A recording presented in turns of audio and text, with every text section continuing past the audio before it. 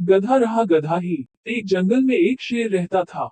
गीदड़ उसका सेवक था। जोड़ी अच्छी थी। शेरों के समाज में तो उस शेर की कोई इज्जत नहीं थी, क्योंकि वह जवानी में सभी दूसरे शेरों से युद्ध हार चुका था, इसलिए वह अलग थलग रहता था। उसे गीदड़ जैसे चमचे की सख्त जरूरत थी, जो 24 घंटे उसकी चमचागिरी करता रहे। गीदड़ को बस खाने का जुगाड़ चाहिए था। पेट भर जाने पर गीदड़ उस शेर की वीरता के ऐसे गुण गाता कि शेर का सीना फूल कर दुगना चौड़ा हो जाता। एक दिन शेर ने एक बिगल जंगली सांड का शिकार करने का साहस कर डाला। सांड बहुत शक्तिशाली था। उसने लात मारकर शेर को दूर फेंक दिया। जब वह उठने को हुआ तो सांड ने फांफा करते हुए शेर को सींगों से एक पेट के साथ रख दिया। किसी तरह शेर जान बचाकर भागा। शेर सींगों की मार से काफी जख्मी हो गया था। कई दिन बीते, परंतु शेर के जख्म ठीक होने का नाम नहीं ले रहे थे। ऐसी हालत में वह शिकार नहीं कर सकता था। स्वयं शिकार करना गीदड़ के बस का नहीं था। दोनों के भूखों मरने की नौबत आ गई। शेर को यह भी भय था कि खाने का जुगाड़ समाप्त होने के कारण गीदड़ उसका साथ न छोड़ जाए। शेर ने एक दिन उसे सुझाया, देख, जख्मों के कारण मैं दौड़ नहीं सकता। शिकार कैसे करूं? तू जाकर किसी बेवकूफ से जानवर को बातों में फंसाकर यहाँ ला। मैं उस झाड़ी में छिपा रहूंगा। गीदड़ को भी शेर की बात जंच गई। वह किसी मूर्ख जानवर की तलाश में घूमता घूमता एक कस्बे के बाहर नदी घाट पर पहुंचा। वहां उसे एक मरियल सा गधा घास पर मुंह मारता नजर आया।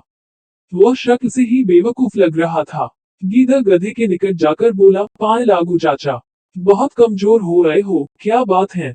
गधे ने अपना दुखा रोया, क्या बताऊं भाई, जिस धोबी का मैं गधा हूँ, वह बहुत क्रूर है। दिन भर धुलाई करवाता है और चारा कुछ देता नहीं। गीदड़ ने उसे नेता दिया, चाचा, मेरे साथ जंगल चलो न, वहाँ बहुत हरी हरी घास है। खूब चरना, तुम्हारी सेहत बन जाएगी। गधे ने कान फुफदाए, राम राम, मैं जंगल में कैसे रहूंगा? जंगली जानवर मुझे खा जाएंगे।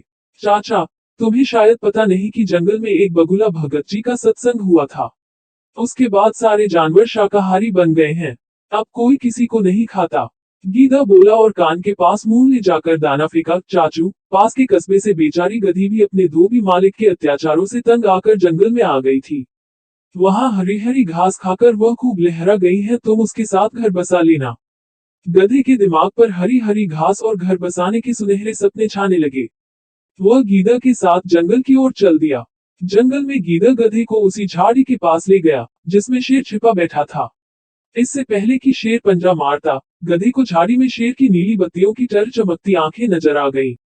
वो डरकर उछला, गधा भागा और भागता ही गया। शेर बुझे स्वर में गीदड़ से बोला, भाई, इस बार मैं तैयार नहीं था। तुम उसे दोबारा लाओ, इस बार गलती नहीं होगी। गीदड़ दोबारा उस गधे की तलाश में कस्बे में पहुंचा। उसे देखते ही बोला, चाचा, तुमने तो मेरी नाक कटवा दी। तुम अपनी दुल्हन से डरकर भाग गए। उस झाड़ी में मुझे दो चमकती आंखें दिखाई दी थी, जैसे शेर की होती हैं। मैं भागता न तो क्या करता?